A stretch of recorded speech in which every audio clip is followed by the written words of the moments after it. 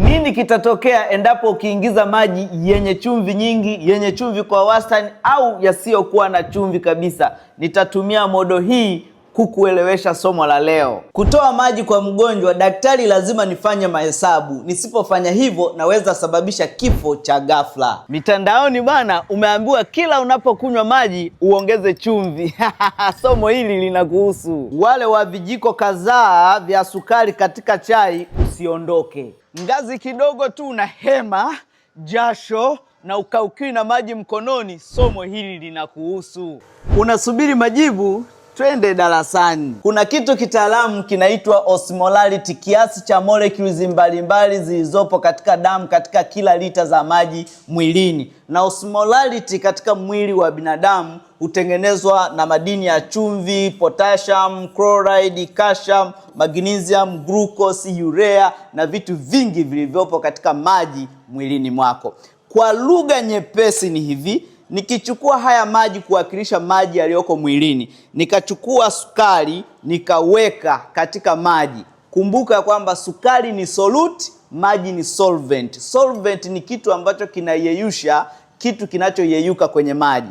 Na nikichukua chumvi nikaweka kwenye maji, maana yake chumvi itayeyuka na kutengeneza mchanganyiko ambao ni smoothie. Sasa ukichukua hivi vitu vyote, sodium, potassium, chloride, calcium, magnesium na glucose, ukaviweka, unatengeneza kitu kinaitwa osmolarity, ambapo kwa kawaida kiafya inatakiwa iwe maintained muda wote 282 milliosmol per lita. Zingatia, hii itatumika baadaye. Hospitali huwa tuna aina 3 za maji ambayo huwekwa kama drip.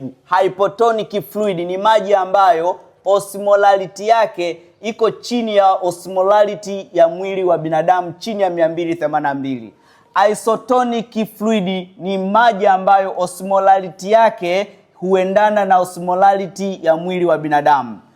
Hypertonic fluid ina osmolarity zaidi ya osmolarity ya mwili wa binadamu. Hizo ndizo drip 3 ambazo ukiugua daktari anaweza akachagua ni ipi akuwekee kulingana na hali ambayo imekufikisha hospitali. Sasa hata katika maisha ya kila siku, maji ya kunywa nayo yapo katika makundi matatu. Kuna maji ambayo hayana kiasi kikubwa cha sodium, ni sawa kwamba yako chini ya kiwango ambacho mwili unayo, na maji ambayo yana kiwango fulani cha madini ya sodium, halafu maji ambayo yana kiasi kikubwa cha madini ya sodium. Kwa lugha nyingine, haya maji ni hypotonic, haya maji ni isotonic, haya maji ni hypertonic. Hivyo basi, maji yenye kiasi kidogo cha madini ya chumvi kuliko mwili huitwa hypotonic. Maji yenye kiasi sawa cha madini ya chumvi sawa na mwili huitwa isotonic fluid. Na maji ambayo yana kiasi kikubwa cha madini ya chumvi zaidi ya yaliyopo mwilini huitwa hypertonic. Maji yenye kiasi kidogo cha sukari huitwa hypotonic. Maji yenye kiasi sawa cha sukari sawa na mwili huitwa isotonic.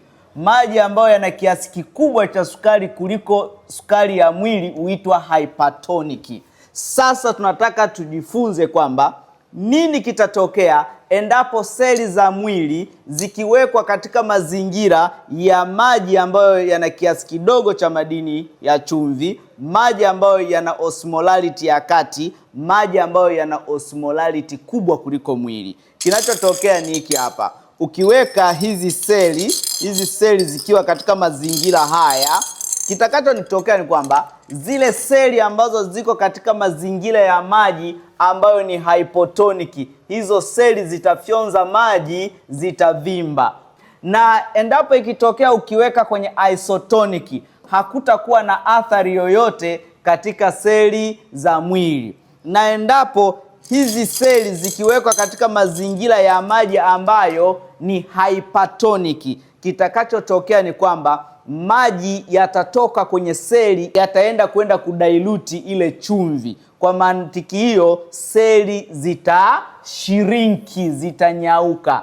kumaanisha ya kwamba zimefyonzwa maji. Maji haya ya kunywa unayokunywa kila siku yapo katika kundi la hypotonic fluid. Maji haya yana kiasi kidogo cha madini ya sodium. Osmolality yake hailingani na osmolality ya mwili. Hivyo unatakiwa unywe kwa kufuata kiu.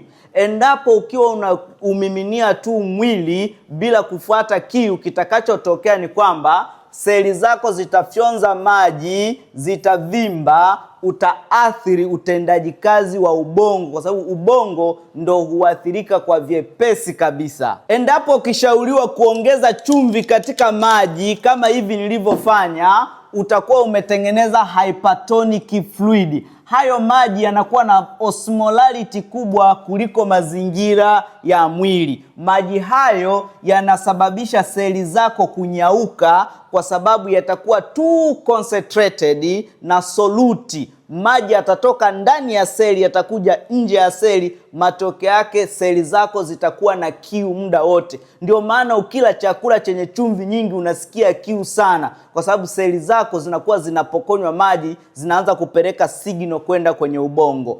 Hivyo hautakiwi kuyatumia maji hayo kwa matumizi ya kila siku, labda tu endapo daktari ametoa indication maalum ukapata katika mfumo wa drip. Mfano amekuandikia 3% ya normal saline, 5% ya normal saline, 7.5 ya normal saline, D10, D25, D50, yani kwa matumizi maalum. Mimi daktari, sio wewe tu kila siku unatumia maji ya hivyo katika daily routine. Baada ya kunywa maji ambayo ni hypertonic, yale maji unaokunywa ya kuongeza chumvi, au ukawekewa drip ambayo ni hypertonic, kinachotokea ni kwamba yale maji yataanza kutembea katika mishipa ya damu kama hivi unavyoona hivi maji yanavyotembea. Sasa ile chumvi ambayo inatembea katika mshipa wa damu hutoka katika mshipa wa damu na kuingia humu katika interstitial space, sehemu ambapo seli zako zinaogelea. Mazingira ambayo seli zako zinaogelea yanaitwa interstitial space. Mazingira haya yatasababisha seli hizi zinyauke maji kwa sababu kuna chumvi nyingi katika maji. Kwa hiyo kinachotokea ni kwamba seli hizi zitakauka maji na zitapeleka taarifa katika ubongo ili kukuletea kiu. Ndio maana ukila chakula chenye chumvi nyingi unasikia kiu sana. Acha mbwembwe, usiweke chumvi katika maji. Tumia maji tu ya kawaida ambayo ni hypotonic. Haya ndio maji ambayo yanakata kiu haraka na kukufanya uwe na afya njema. Hivyo kijiko kimoja cha chumvi unachoweka katika glasi kinaenda kukausha maji yaliyopo katika seli za mwili. Na kuomba naomba nimalize kipindi kwa kusema hivi, share video hii na watu wengi zaidi waweze kujifunza elimu hii. Nina kiu ya kuhakikisha kwamba unaelimika.